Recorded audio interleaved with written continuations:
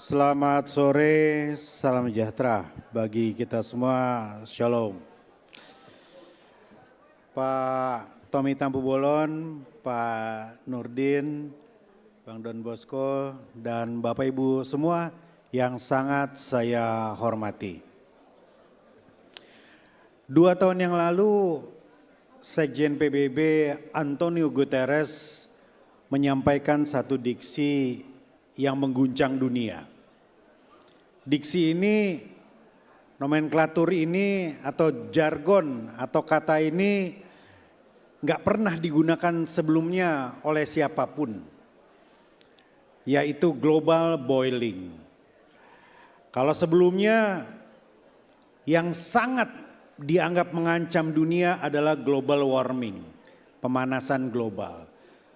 Tetapi Sekjen PBB menggunakan diksi yang sangat menyeramkan ini, dan bukan diksi yang diambil sembarang karena satu spekulasi, tetapi dari data-data pengukur cuaca 200.000 lebih di seluruh penjuru dunia menyimpulkan bahwa bumi sekarang menuju proses pendidihan global. Bukan lagi pemanasan, bukan lagi hangat, tapi pendidihan global. Suhu udara dunia di tahun 2023 di musim panas tercatat terpanas sepanjang sejarah. Jadi kita ingat ketika Al Gore menyampaikan video singkat dengan judul Inconvenient Truth, membuat banyak orang tidak nyaman dan gerah melihat video itu. Tetapi diksi yang digunakan oleh Sekjen PBB ini lebih sadis lagi, Bapak Ibu sekalian, pendidihan global.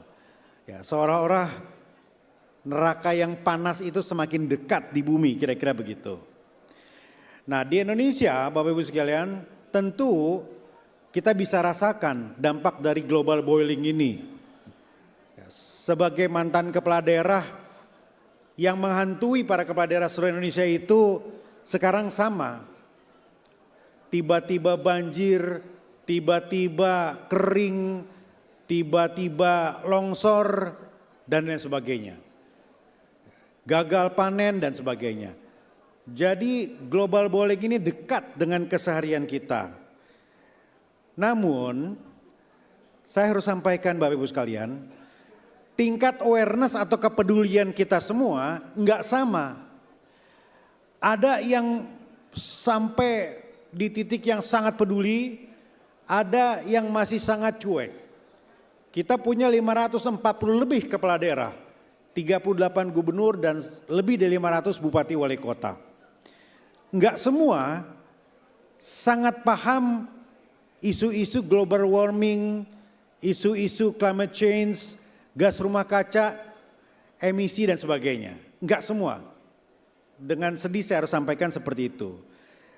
Dan enggak semua bisa paham angka-angka yang harus kita pegang untuk membuat satu kebijakan-kebijakan mengatasi global boiling tadi.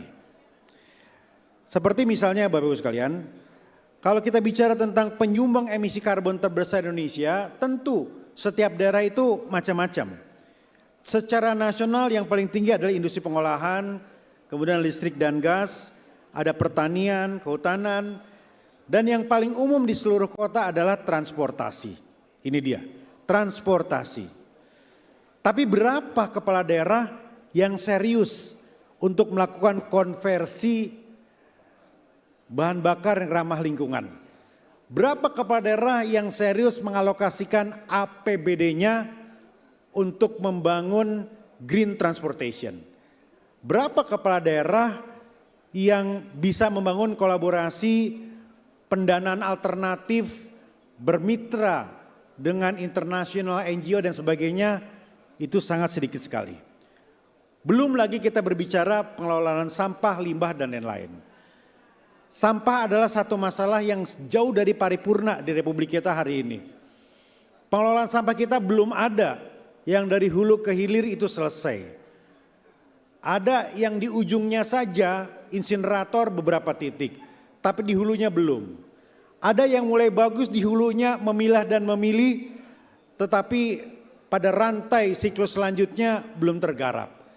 Jauh dibandingkan Korea, Jepang, apalagi yang dekat-dekat, Singapura dan Malaysia, pengelolaan sampah kita masih PR banget di Republik ini.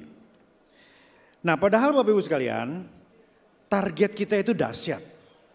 One of the 5 largest economy in the world in 20 years time. 20 tahun lagi, 1 dari 5 negara terbesar ekonomi di dunia yang sering disebut dengan Indonesia emas.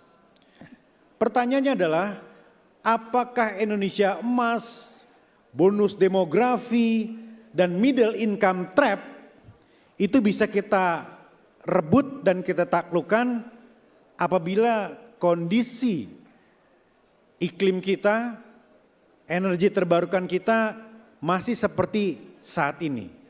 Jawabannya adalah tidak. Kenapa? Karena dalam rencana pembangunan jangka panjang kita sudah jelas Bapak Ibu sekalian. Kita punya target pendapatan per kapita yang setara dengan negara maju, zero poverty, ya bahkan Presiden Prabowo targetkan tahun depan itu zero extreme poverty. Jadi kemiskinan ekstrim itu 0 tahun depan. Sesuatu yang tidak terbayangkan 5 tahun yang lalu ditargetkan oleh pimpinan kita. Kemudian salah satu diantaranya adalah menuju net zero emission. Tadinya 2060 kemudian ditarik lagi lebih cepat. 2030 baik sendiri dilakukan sendiri maupun didukung oleh internasional. Gitu. Nah, kita sudah terikat Bapak Ibu sekalian dengan COP, dengan Paris Agreement, dengan komitmen global. Diturunkan melalui NDC kita, National Determined Contribution kita. Sudah jelas, jadi nggak bisa kemana-mana kita. Nggak bisa kemana-mana. Ada target-target penurunan emisi GRK yang didasari awalnya oleh Undang-Undang Nomor 16 tahun 2016 berdasarkan Paris Agreement yang ditargetkan pada tahun 2030. Nah, pertanyaannya adalah apakah global commitment dan national determined contribution kita ini ditunjang juga oleh visi lokal para bupati, wali kota, gubernur. Nah, ini PR dari kita semua. Karena di tangan bupati, wali kota, gubernur inilah tadi kebijakan dan kolaborasi itu bisa dilakukan untuk mencapai net zero emission tadi. Potensi berdasarkan data Bapak Ibu sekalian, peta potensi energi baru dan terbarukan ini masih jauh dari target-target yang ingin kita capai. Untuk arus laut, bioenergi, dan panas bumi ini jauh dari target. Peta potensi arus laut misalnya Bapak Ibu sekalian bisa kita lihat di sini yang sudah lumayan mengolah potensinya baru beberapa provinsi seperti Bali, Nusa Tenggara Barat, dan Maluku misalnya. Kemudian untuk peta potensi bioenergi juga baru beberapa, ada Sumsel, ada Kalbar, ada Riau yang 10% misalnya. Kemudian potensi panas bumi sama juga Bapak Ibu sekalian, Jawa Barat di bawah 5%, Lampung bahkan di bawah 2% dan sebagainya. Kemudian untuk hidro, bayu, dan surya sama juga Bapak Ibu sekalian, petanya total potensi hidro misalnya dari total potensi 95 gigawatt ini masih tercapai hanya 6,7 saja. Bayu juga begitu, total potensi 155 gigawatt tapi masih 0, saja pemanfaatannya. Jauh, apalagi surya. Ya, jadi ini petanya. Peta yang membuat kita lihat rasanya peta jalan roadmap menuju 2030, 2060 itu dari angka-angka kita baseline-nya masih sangat jauh sekali Bapak Ibu sekalian. Nah di Kemendagri Bapak Ibu sekalian kita juga bisa memantau berdasarkan real time APBD yang dialokasikan untuk sektor-sektor yang menunjang energi baru dan terbarukan. Kegiatan-kegiatan yang dialokasikan oleh pemerintah daerah misalnya untuk mendukung mitigasi perubahan iklim. Nah sebagai contoh Bapak Ibu sekalian, pada tahun 2024 ini baru tercatat 10 provinsi saja.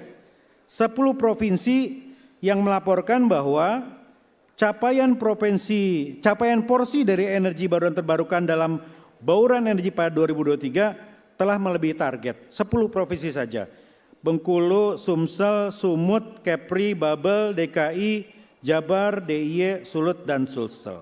Baru 10 yang mencapai target bauran energi baru dan terbarukan tadi, begitu. Nah, apa peran Kemendagri? Pertama, Bapak Ibu sekalian, yang dipastikan oleh Kemendagri adalah adanya sinkronisasi. Tadi kan saya sampaikan, ada global commitment, ada target nasional, NDC, National Determined Contribution. Nah, itu semua diadopsi dalam bentuk rencana pembangunan jangka menengah daerah. Kalau enggak itu enggak nyambung semua, Bapak Ibu sekalian. Visionnya enggak ada. Ya, bukan saja tidak dialokasikan untuk APBD, tetapi juga tidak ada pergerakan untuk membangun kemitraan, kolaborasi, pendanaan alternatif, dan lain-lain. Jadi tugas dari Kementerian Dalam Negeri saat ini adalah menyesuaikan dan ini enggak mudah. Kenapa? Karena saat ini kita punya banyak target program nasional. Bapak Ibu tahu ada Koperasi Desa Merah Putih. Bapak Ibu tahu juga ada sekolah rakyat, ada makan bergizi gratis, ada irigasi, kedaulatan pangan dan sebagainya. Dan tentu perjuangan tersendiri bagi kita hari ini untuk mengakomodasi prinsip-prinsip perubahan iklim, mitigasi perubahan iklim, energi baru dan terbarukan ini ke dalam vision dari para pemimpin daerah kita. Dan hari ini Bapak Ibu sekalian, kita tengah berusaha memastikan postur fiskal kita kuat. Jadi 80% dari APBD pemerintah daerah itu sebetulnya tidak mandiri dan tergantung dari transfer dari pusat. 80% Bapak Ibu sekalian. Dan 60% dari APBD seluruh Indonesia itu alokasinya masih dikucurkan ke hal-hal yang tidak substantif dan sifatnya hanya seremoni. Nah, ini adalah potret secara menyeluruh. Jadi ini challenge kita, ini tantangan kita. Efisiensi ditujukan ke arah sana sebetulnya Bapak Ibu sekalian. Jadi supaya kapasitas fiskal di kota kabupaten itu lebih kuat. Kalaupun ada transfer dari pusat ke daerah, itu digunakan untuk sektor-sektor yang mendukung program prioritas dan kita kawal, kita pastikan semuanya masuk dalam rencana pembangunan. Nah, Bapak Ibu sekalian, hal yang juga masih berlanjut adalah inisiatif-inisiatif lokal yang banyak menjadi inspirasi. Beberapa tahun yang lalu ada impres dari Presiden yang meminta agar kepala daerah menjadi inisiator penggunaan EV, electronic vehicle. Ya, saat itu semua berlomba-lomba. Nah, saya kira ini penting sekali bagi kita semua untuk kita pastikan bahwa ekosistemnya terus terbangun. Ya, kalau enggak nanti daerah akan kebingungan, ini bergerak kemana, kita mau pakai apa sekarang, begitu. Dan banyak inisiatif-inisiatif lokal yang juga harus berlanjut dan menginspirasi. Kemendagri memotret satu-satu kemudian menyebarkan agar bisa menginspirasi ke semua. Dan Bapak Ibu sekalian, di ruangan ini pasti banyak yang sudah sangat familiar dengan angka-angka, dengan target-target tadi. Tetapi di luar ruangan ini, kepala daerah yang jauh dari diskursus kita ini perlu untuk dirangkul dan diedukasi. Saya minggu lalu baru bertemu dengan koalisi peduli perubahan iklim yang bersepakat untuk lebih gencar lagi membagikan awareness kepala daerah bersama-sama dengan DPRD dan lain-lain gitu. Kalau tidak maka sense global boiling tadi nggak tercapai. Memang sudah ada inisiatif-inisiatif lokal yang sederhana, ya, tetapi nggak menyentuh kepada kebijakan yang substantif. Car Free Day oke, tapi lebih banyak di daerah-daerah menjadi pasar kaget misalnya. Earth Hour oke, tapi sayang kalau hanya sekedar simbolis mematikan lampu beberapa saat saja. Harus ada kebijakan-kebijakan yang impactful keluar dari seremoni. Surabaya punya inisiatif yang bagus untuk bank sampah yang harus ditiru. Di Surabaya bisa bayar bis kota itu pakai sampah plastik. Makanya Surabaya dapat banyak sekali penghargaan untuk itu. Bali mulai melakukan langkah-langkah yang signifikan. Gubernur Bali mengeluarkan kebijakan yang sangat kontroversi tapi baik sebagai inovasi, melarang penggunaan kemasan air mineral di bawah 1 liter. Cukup mengguncang perekonomian tetapi inovasi yang patut diapresiasi. Walaupun PR-nya adalah mencari substitusinya, membangun ekosistem dan lain-lain. Banyuwangi menjadi contoh dari pengembangan desa wisata berbasis konservasi. Di zaman sahabat saya Bupati Azwar Anas, Banyuwangi ini melejit, pengelolaan sampahnya juara, green transportasinya juara dan sebagainya. Balikpapan, ya kita apresiasi karena fokus pada zonasi hutan kota, menambah ruang terbuka hijau dan menjaga lebih dari 50% tutupan hijau. Walaupun urbanisasi di sana Balikpapan, Samarinda, Bontang ini juga kuat. Bekasi itu bagus dalam hal pengelolaan sampah mandiri berbasis teknologi, RDF dan lain-lain di klaster-klaster industri. Dan di banyak daerah Bapak Ibu sekalian, ada inisiatif untuk penganggaran hijau. Jadi gubernur membantu kota kabupaten apabila ada pembangunan yang bernuansa iklim berkelanjutan. Kota kabupaten memberikan insentif bagi kelurahan dan sebagainya. Jadi transfer anggaran berbasis ekologi namanya Bapak Ibu sekalian. Ini mulai diperkenalkan di banyak tempat ya, dan mulai menular kepada tempat-tempat yang lain. Terakhir Bapak Ibu sekalian, saya 2 kali menjadi kepala sekolah dari retret kepala daerah. Yang pertama di Magelang 500 lebih, yang kedua di Bandung di IPDN 100 kepala daerah. Ada hal-hal yang menarik yang saya kira ruang bagi kita untuk memiliki harapan. Bapak Ibu sekalian, 80% kepala daerah adalah newcomers. Jadi sebagian besar adalah bukan petahana. Sebagian besar adalah pendatang baru. Walaupun nggak baru-baru amat banyak ya. Walaupun sebelumnya banyak yang jadi ketua DPRD gitu ya. Atau anggota DPR beberapa periode baru menjadi wali kota. Tetapi petahana yang lanjut ini nggak sampai 30%. Itu yang pertama. Yang kedua, berdasarkan usia. Ini sekarang generasi milenial ini hampir 80 jadi kepala daerah. Bupati atau wali kota, wakil bupati atau wakil wali kota. Yang usianya di atas 50 ini 200-an. Artinya apa? 2 hal Bapak Ibu sekalian. Mayoritas kepala daerah baru dan makin banyak anak-anak muda, generasi milenial, beberapa memang sudah sepuh gitu ya, tapi di atas 60 itu ada kurang dari 100 gitu. Tapi secara keseluruhan kita melihat the new breed of local leaders. Generasi baru pemimpin-pemimpin daerah yang semestinya menjadi ruang bagi kita untuk bersama-sama fokus ke target-target kita 2030, 2060, energi baru terbarukan, climate change dan lain-lain. Dan saya sampaikan kepada para kepala daerah ini, berdasarkan survei dari Indonesia Indikator, bahwa hari ini Gen Z, Gen X itu jauh lebih peduli terhadap lingkungan dibanding generasi sebelumnya. Jadi kalau kepala daerah ingin bicara tentang isu-isu pendidikan global, climate change, energi baru dan terbarukan, maka itu adalah isu yang sangat seksi di mata Gen Z. Dan Gen Z hari ini 5 tahun lagi adalah komposisi pemilih terbesar di Indonesia. Jadi ini perspektif politiknya, perspektif kewenangan kekuasaannya yang membuat kita semakin sadar bahwa kolaborasi ini harus dilakukan oleh semua. Saya kira itu Bapak Ibu sekalian, mudah-mudahan ada manfaatnya untuk diskusi kita hari ini.